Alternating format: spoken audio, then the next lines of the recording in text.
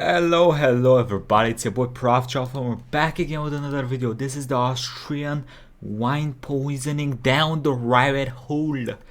I think we've seen another video by this dude, Fredrik Knudsen, but I don't remember where it was, so let's go down this hole. Sorry.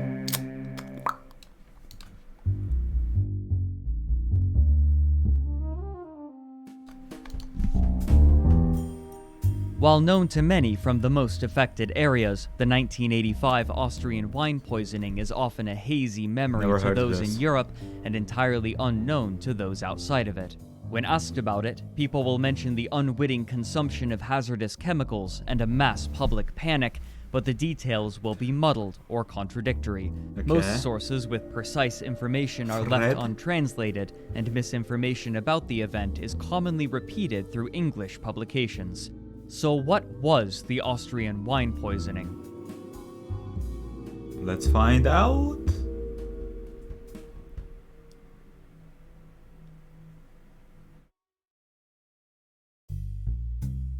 During the 1980s, Austrian wine had a reputation in Germany as a cheaper alternative to domestic and Italian wines. Often found in grocery stores, these wines were made specifically to meet the high demand for sweetness from German consumers, and the sweetest wines could consistently be priced the highest. The chief difference of Austrian wine, however, was that much of the industry had been arranged for mass production. Okay. First off, before we continue, what kind of wine do y'all drink? I love red wine, I hate white wine, and I love sweet wines. Vineyards would leave the grapes on the vine as long as possible, allowing them to ripen.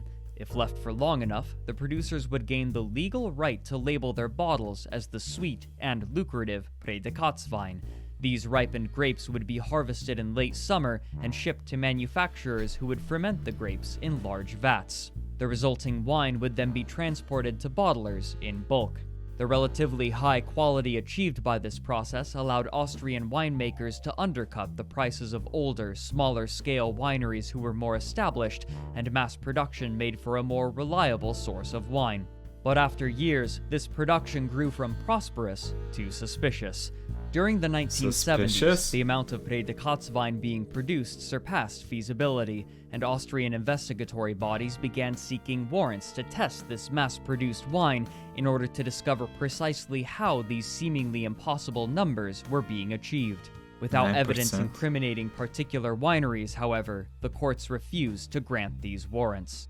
Even if they could investigate, the Austrian authorities were understaffed and overworked, allowing the wine industry in the country to operate largely unchecked and unsupervised. In one instance, a wine merchant arrived at a cooperative with his tanker to collect wine, but as they were pumping wine into the truck, the man noticed that they had attached a second hose. Investigating further, he found that they were pumping water into the truck as well.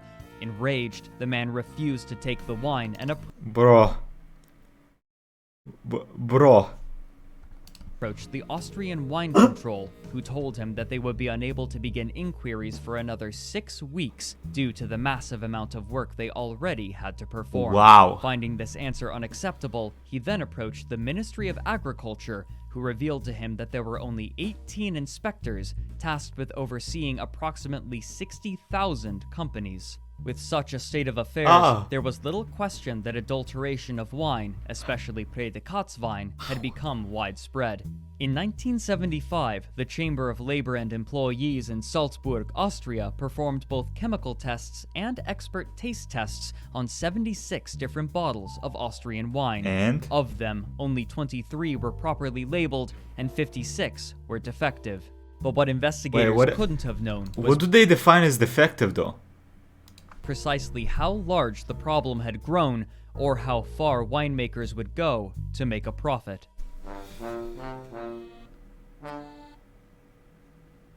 Okay. Bro, I never knew this thing was a thing. On December 21st, 1984, an unknown man with a German accent entered the Federal Institute of Agricultural Chemistry in Vienna and placed a bottle full of liquid on the table, declaring that inside of this bottle was the chemical being used to produce such vast quantities of wine. He then exited the building, leaving the bottle on the table. He was never identified. After a month of analysis, chemists were able to determine that the bottle contained numerous chemicals, several of them toxic. Though this tip wasn't enough to investigate any winery in particular, it meant that they knew what tests to apply if given the opportunity, and this would come less than 2 months later. In mid-February of 1985, another tip was sent from someone inside the Austrian wine industry to government officials, a tip that seemed too ridiculous and brazen to be believed. A factory owner was purchasing large amounts of a chemical, one of the chemicals from the mysterious bottle, and attempting to write it off on his taxes as a business expense, claiming that it was all to be used for his small tractor. After inspecting the documents, this blatant discrepancy proved enough to obtain a warrant, and a chemical investigation team was sent. Upon their arrival, they confiscated the wine being stored in the vats and sent samples back to a laboratory. Soon, their suspicions were confirmed. The wine contained significant amounts of diethylene glycol. Diethylene glycol is typically used as a solvent or combined with other chemicals to make numerous liquids such as brake fluid and wallpaper stripper. Its effect Y'all motherfuckers are making people drink brake fluid. On humans, however, is brutal. After ingestion, diethylene glycol enters the bloodstream, where it is transported throughout the body and takes destructive effect in 2 particular ways. The first, and better understood, is its interaction with the liver and the kidneys. When diethylene glycol enters the liver, it is metabolized into 2 new chemicals, 2-hydroxyethoxyacetic acid and diglycolic acid. When the latter of these encounters the tubules of the kidneys, it enters the cells and damages the mitochondria, causing necrosis, or literally, cell death. If enough of the kidney is damaged, it can no longer adequately filter toxins out of the blood, a condition called renal failure.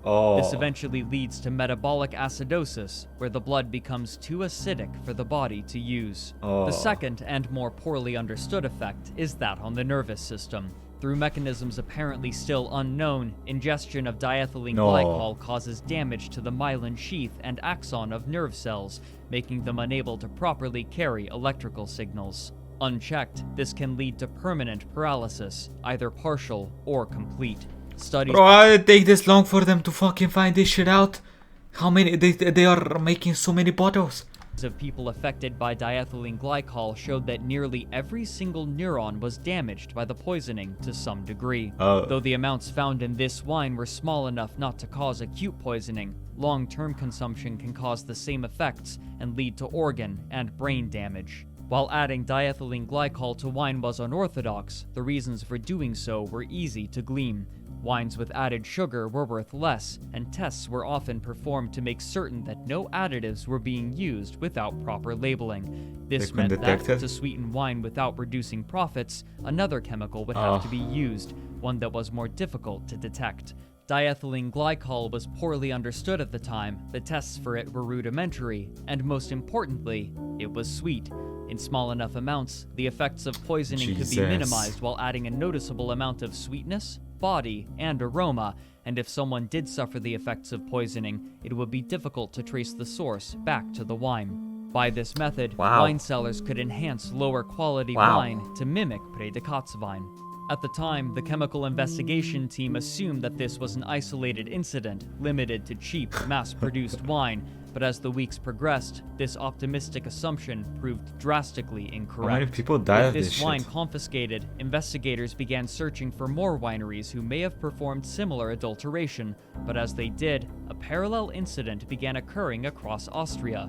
The bacterial colonies used in sewage treatment facilities were suddenly and inexplicably collapsing, and untreated sewage was flowing into the rivers and devastating their ecosystems. It didn't take long to discover what was causing this. They were dumping Despite attempts at secrecy, knowledge of the investigations had leaked to the wine industry, and now, other wineries who had been sweetening their wine were desperately dumping it into the sewer to hide it from the investigators. However, the diethylene glycol in the wine had the effect of killing the bacterial colonies in the water treatment plants, and thereby unintentionally broadcasting their actions. Investigators were forced to scramble in order to find these wineries before they could destroy their tainted wine. After raiding a few cellars from winemakers in Burgenland, they quickly discovered that it wasn't only the cheap wine that had been affected. Both cheap and expensive winemakers with cheap one I can kind of understand it. You're selling cheap shit, you don't care about quality, but how you gonna sell people expensive poison, bro? Adding diethylene glycol to their wines in order to sweeten it. By this point, it was apparent that secrecy was no longer possible. On April 23, 1985, the Austrian government announced the discovery to the public and issued a health warning against Predikatswein. 2 days later, approximately 2 million liters of wine were confiscated to await laboratory testing. However, it would take some time for the laboratories, with their limited resources, to finish their tests. There is no Over quick the test. following months, these tests would reveal just how deeply this poisoning had rooted itself in the Austrian wine industry, and how it had been exacerbated by ignorant bodies secretly performing their own actions independently. Okay.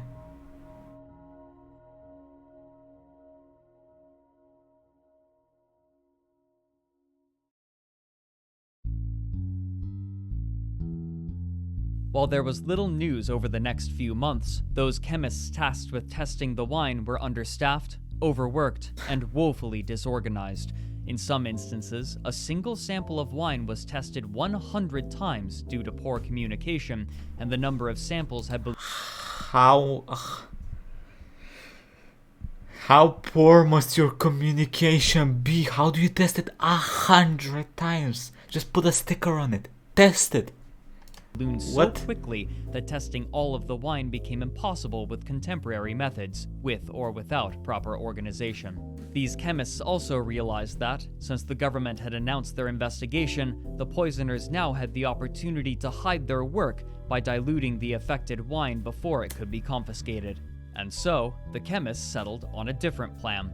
They would develop new methods of testing. Okay. After only 3 months of dedicated work, they were able to increase the sensitivity of the tests by 4,000%, so that 5 milligrams of diethylene glycol could be detected in 1 liter of wine. But perhaps more importantly, these tests could be completed in as little as 5 minutes, making the task of testing much more expedient. Great job! Over time, more people in the wine industry were implicated, and their wines were placed on a blacklist. Nice. With the revelation of this poisoning, doctors were finally linking illnesses to Austrian wine consumption. On July 11th, multiple cases were reported in the newspapers. One was of a 36-year-old man who had bought 50 bottles of Predikatswein to fill his cellar and decided to drink some of it.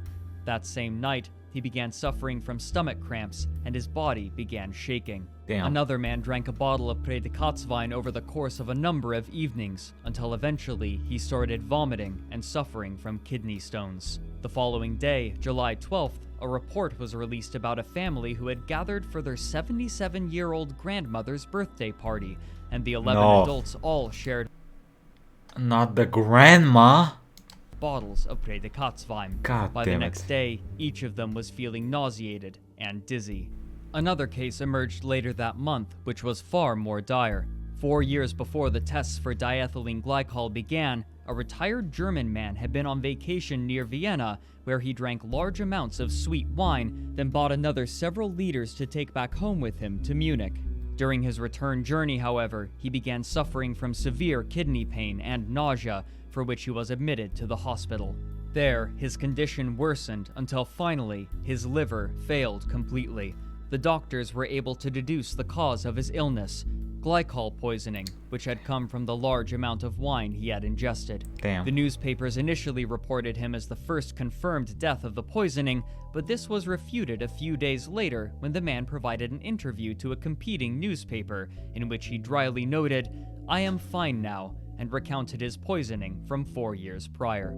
This last report revealed a concerning fact. At first, it was believed that the usage of diethylene glycol was much smaller in scope.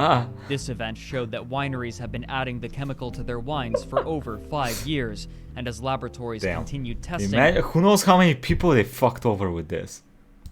This scope only widened. The oldest bottle discovered with the chemical was bottled in 1976, meaning that this had been occurring for nearly a decade at the least. Then, on July 19th, it was revealed that a single bottle of ice wine contained 16 grams of diethylene glycol in it. How bad is that? Enough to sicken an adult and kill someone susceptible to it. That Damn. same day, advertisements appeared in numerous newspapers internationally, purchased by the Austrian Wine Propaganda Office, who were desperate to salvage what public goodwill they could. Fritz Hallgarten, in his book Wine Scandal, translates it so: "No pardon against the black sheep of Austrian viticulture. Criminal investigations have been initiated. Already on April 23, 1985, the authorities took all precautions. All wines found to be adulterated were confiscated. Okay. Official report of the Austrian Wine Control. 52,790 Austrian growers, 1,582 Austrian wine merchants, and 52 viticultural cooperatives produce wine under the strictest official control of quality." These statements, however, were obviously hollow to the public, who had grown wary of Austrian wine as new batches were found to include diethylene glycol, and the blacklist continued to grow. As if to rebut the propaganda office, another bottle of wine was found to contain 45 grams of diethylene glycol. Well, the last one had 16. This one has 45. That's 3 times. One bottle of that has 16 grams can sicken an adult human. You just die after this? Glycol per liter, almost 3 times as much as the ice wine, only 6 days after they released their advertisement. By the end of July, over 5 million liters of Austrian wine had been confiscated. 5? However, 5 million liters of Austrian wine had been confiscated. However, German wine resellers didn't want to lose profits on their imports, and so they silently re-exported their Austrian wine to other countries who were still uninformed about the poisoning. Soon afterward, these countries placed similar bans, but only after numerous drinkers began to show symptoms of paralysis after drinking Austrian wine. In an odd quirk of linguistic barrier, I'm never drinking Austrian wine the rest of my fucking lifetime, bro. Japan and China also ordered a ban on the sale of Australian wine due to the similarity of the countries' names.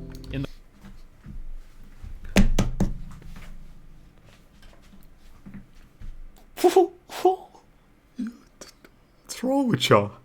In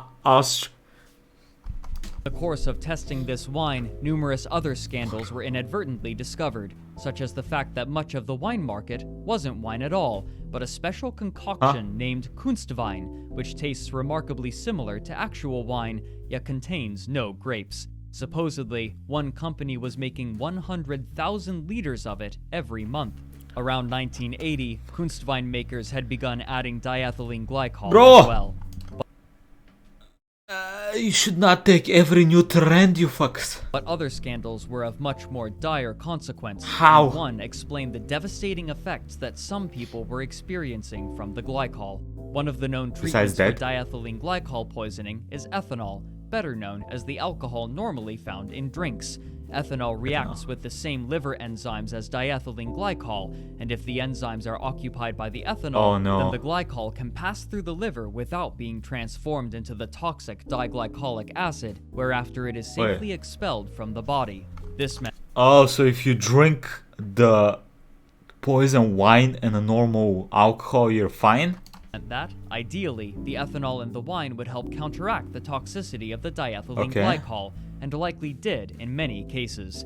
However, the laboratories discovered that some wineries were adding more substances alongside the glycol, most prominently, sugar. Sugar has the opposite effect as ethanol, instead increasing the toxicity of the diethylene glycol. I thought that was the point of adding the other drug, so you don't have to add the sugar. You fucks! What the hell is wrong with these people? And working against whatever safety the ethanol may have provided. As this was being discovered, another newfound scandal was taking place in Germany.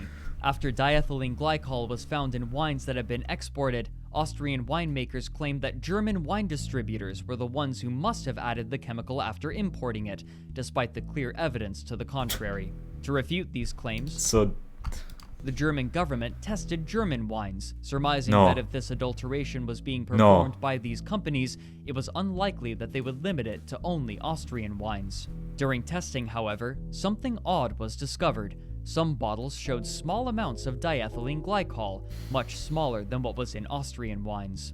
At first, these German wine distributors suggested that diethylene glycol could occur naturally during fermentation, or perhaps in the pesticides used on the grapes.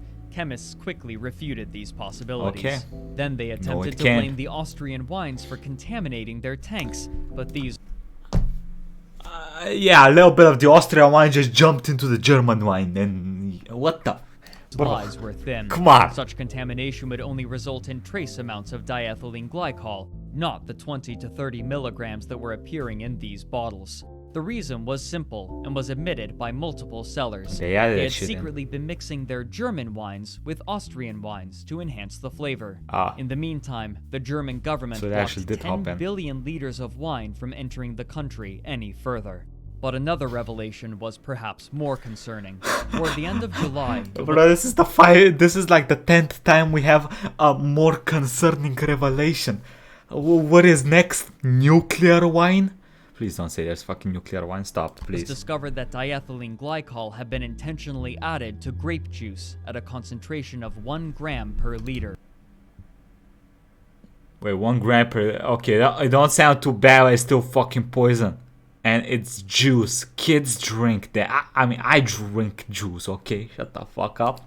While this was less than what was typically found in the affected wines, much less diethylene glycol is required to sicken children. And even if this amount wasn't enough to cause acute poisoning, ingestion over long periods of time could still cause organ... And it's a lot easier to drink like more juice than, 5 liters of juice than 5 liters of wine. Well, depends on who you talk to, okay? And neurological damage, especially without the mitigating effects of ethanol. With vast amounts of information being revealed to the public in such a short time, the media began focusing on this wine adulteration more and more, and affected wine was given a name, antifreeze wine, after reporters somewhat inaccurately stated that the chemical being used was antifreeze. While diethylene glycol is used as such in rare cases, other chemicals are far more common for the purpose. Despite this, the name antifreeze wine became the common term. Does it work though? By this point, the scandal had become a major cultural event, and a polka was even created in its honor, Zum Wohl Glycol, or in English, Cheers to Glycol. With the public enraged, they began to demand answers to 3 questions in particular. How was the government involved? How had this happened in the first place, and why? Well, that's it. Are they punished? I want to know if they're punished. Because they're poisoning thousands, if not millions, if not, well, probably not billions of people. Punish. Reporters began investigating how long the government had known about this adulteration, and they noticed a discrepancy. Oh no. On May 10th, the Austrian government alerted German officials that contaminated wine had been exported to their country. However, while the German government warned about drinking wine in Austria, the public wasn't informed that wine for sale in Germany had been affected, meaning that German citizens were still unwittingly buying wine with diethylene glycol. What wasn't reported was that, on May 30th, the German wine investigators were ordered to stop taking samples, suggesting that somebody in the upper echelons of the German government wanted this poisoning kept a secret. It wasn't until July 9th, almost a month and a half later, that a warning was given to the public. The reason for these strange occurrences was soon discovered. As opposed to contacting the German federal state, the Austrian investigators informed the Ministry of Viticulture in Mainz, whose chief concern was the well-being of the importers rather than public health. Hoping to salvage the wine, they kept this information secret and sought counsel to discover how much diethylene glycol would be hazardous to a person's health, and planned to approach the Minister of the Federal State for permission to issue new licenses that would allow the sale of antifreeze wine. Their plan was to discover the maximum safe amount of the chemical and allow winemakers to mix the affected wine with clean wine to reach this predetermined limit. When this was discovered, the public outcry was massive. I would hope so. Demanded the resignation of those attempting What you mean resignation? Resignation my ass, prison. The fuck? Resignation. Allow the sale of the antifreeze wine. 1 month after this revelation, one of the 3 people involved resigned, and the other 2 were transferred to other ministries. But investigators had a more pressing concern: the discovery of how this had happened. The first step was determining likely perpetrators. Using diethylene glycol as an additive seemed almost insidiously genius. Not only did it enhance the flavor profile of the wine in profound ways, but it was also incredibly cheap and could be bought in bulk. What's more, detection had been difficult and time-consuming before the chemist's improvements, making it unlikely to be discovered, especially with the Austrian wine control so overwhelmed. The investigators reasoned that whoever had first conceived of this likely had some sort of background in chemistry. Working off of this assumption, they discovered their prime suspect, a man named Otto Nadrasky. Nadrasky had spent time as a chemist and had later gone on to become a wine consultant for numerous large wine companies. He was promptly arrested, alongside dozens of others. Though many of these people had to be let go due to a lack of evidence, enough were detained that, as court hearings proceeded, the greater reasoning behind the scandal was made clear. During the 1970s, the climate of Austria was changing. Rain had become more frequent and temperatures were gradually rising, which had an effect on the grapes. As mentioned before, farmers wanted to leave grapes on the vine for as long as possible so that they could ripen and sweeten, but the extra rain was making the grapes plump up and fall off of the vine long before the end of the season, resulting in crops that were significantly more sour. In spite of this, production companies still had orders to fill. Many exporters had signed contracts with German importers for large quantities of sweet wine. A solution would have to be found, and so Otto Nadrasky got to work. As a chemist, he had stumbled upon the idea of using diethylene glycol as an additive, and so he experimented to find the correct balance so that the taste could be enhanced while avoiding detection. To aid this endeavor, he also added other chemicals that helped hide its presence and further enhance the taste of the wine. What's more, he discovered that diethylene glycol could hide the presence of added water, which would allow companies to dilute the wine and further increase their yield. Once he had take out the sugar, more water, it's perfect. Oh, besides the whole killing people thing. To ascertain the proper mixture, he handed the formula to the companies for whom he worked. From there, they sold their secret to other companies, and over the years, more and more wine producers began using this idea until approximately 15% of all Austrian wines had some amount of diethylene glycol in it. Some companies tweaked the formula to add even more glycol. This flippant usage of the chemical may have been due to a misunderstanding.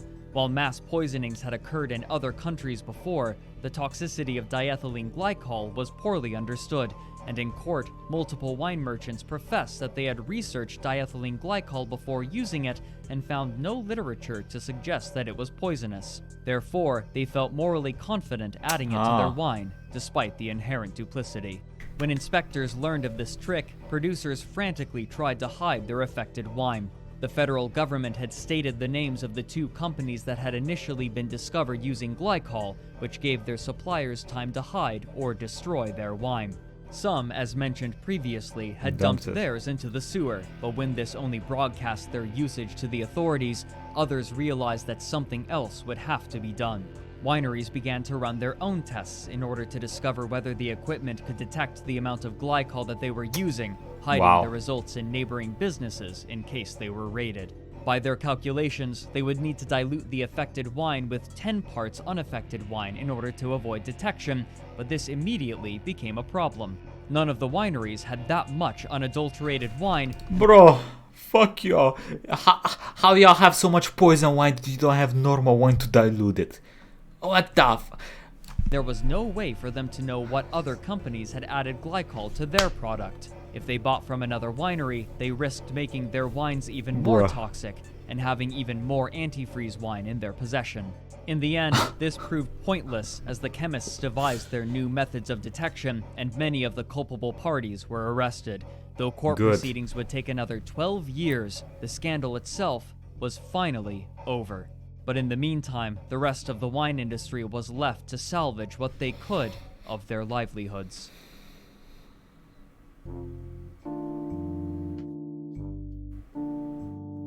Even as countries lifted their bans on Austrian wine, consumer trust had been hopelessly destroyed. The government rushed new and stringent laws through legislation to ensure the safety of the wine and salvage the market, and one economist famously stated that everything would be resolved and forgotten in a year. His optimistic assessment was almost comically wrong. Within weeks of the media coverage, wine merchants were declaring bankruptcy. Even those companies who hadn't participated in the scandal were stigmatized, and Austrian wine was shunned internationally. Of note was that no wine growers had been implicated in the scandal, only fermenters and merchants, and yet many vineyards were forced to close permanently as the Austrian wine economy staggered and they could no longer sell their grapes, especially the lower quality ones. Those merchants who had participated, however, were indignant, and one defense lawyer blamed consumers for buying cheap wine without... Aha! It's your fault you got poisoned by our cheap wine. Why don't you buy more expensive wines? It's your fault. More careful consideration. These defenses proved ineffective. I would hope so. Given the maximum 10-year sentence. So it's 10 years for mass poisonings. Austrian wine exports were down to less than 5% of where they had been only 1 year prior. Despite this, some of the companies at the center of the scandal managed to avoid bankruptcy. According to official records, nobody had been injured by the glycol, but this seems unlikely given the scope of the poisoning. In the meantime, the Austrian government was now left with the daunting task of destroying 270 million liters of contaminated wine, and their answer came from surprising sources: an electric power plant and a cement plant. Oh, that's smart as hell. In 1987, it was announced that technicians from the Österreichischen Kraftwerke in Carinthia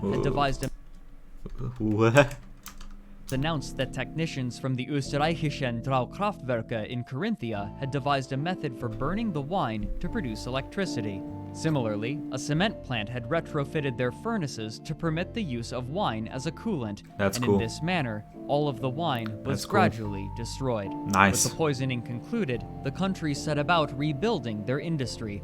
Winemakers began a campaign to resist the harsh new quality control laws enacted by the government, arguing that the scandal wasn't caused by weak laws, but rather by a lack of enforcement. After they couldn't come to an agreement with lawmakers, multiple irate farmers threw salads at Günther Hayden, the agriculture minister. Still, the wine laws held. While the export market had been annihilated, the domestic market had survived, with sales somewhere between 90 to 94% compared to the previous year. This may largely be credited to the dedicated buyers of particular wineries, as well as the still thriving tourism industry. With the image of sweet wine tainted, wineries focused on cultivating grapes to make dry white wines, while wineries worked on reviving old traditional Austrian methods of production. Those winemakers who survived the scandal began taking even greater pride in their product, focusing on improving the quality as opposed to the quantity. This was encouraged by new wine colleges established across Austria with the express purpose of educating aspiring vintners. These colleges were tasked with educating and guiding a new generation of winemakers and merchants who embraced a wide variety of new ideas, adapting quickly to the changing tastes of consumers and enacting more sustainable... My dude is shoving his whole nose in there. Bro, is this how you do these things? Or sustainable growing practices, leading to the long-term positive health of wineries. For example, some new wine growers used a practice called Traubenausdünnung, where they would remove 50 to 70% of the grapes from the vine so that the remaining ones would receive more of the plant's nutrients and energy. While this resulted in less wine overall and was labor-intensive, the resulting product was of notably higher quality. The scandal had also encouraged consumers to be more conscious of their purchases, and they began to take a greater interest in both the production process and the quality of the wine they were drinking, which in turn demanded a greater knowledge from producers and merchants. With time, and with the new winery practices, drinkers began to buy wine in greater amounts once again. This was bolstered by the confidence instilled by the new, stringent government policies. Every new bottle would be tested for composition and quality, and would be marked as approved with an excise stamp that included an identification number and date of inspection.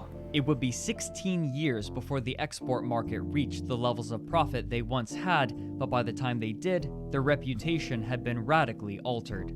Though the modern Austrian wine market is much smaller than those of other countries such as Italy and France, they are renowned for their quality, and they are instantly recognizable thanks to the newly designed, distinctive red-white-red excise stamp on top of every bottle that signifies it as approved for export by the federal government. I like the chicken there, after though. Both chemical tests and a taste test. Inadvertently, the stamps had become a marketing tool. Today, the wine scandal is seemingly forgotten, replaced by modern acknowledgement of the universally high Austrian quality and enforced by what are often agreed to be the strictest wine laws in the world. Some winemakers still grumble about the brash stupidity of the old wine merchants who added diethylene glycol to their wine, but all will agree that, if the poisoning had never happened, Austrian wine would be drastically different, and most seem thankful for the prosperity that the modern wine industry is enjoying, with no need for added glycol. No need for poison. I love the defense though. It's your fault for buying poison wine, not our fault for making it. Anyway, that was fucking wild. I didn't think it would be this serious. That would be like, there's like 10 poison wines, people almost died, stuff like that. But nah, this shit was... how do they give them only 10 years? How is the 10-year maximum sentence for poisoning hundreds and thousands of people? That is bullshit. That is pure bullshit. What? God damn. Anyway, I'll leave y'all with that. This was a video by Fredrik Knudsen, the Austrian wine poisoning, down the rabbit hole. Hope y'all enjoyed it. Quick thank you to the YouTube members and patrons. Thank you all for the support. I'll catch you all next time, everybody. Bye.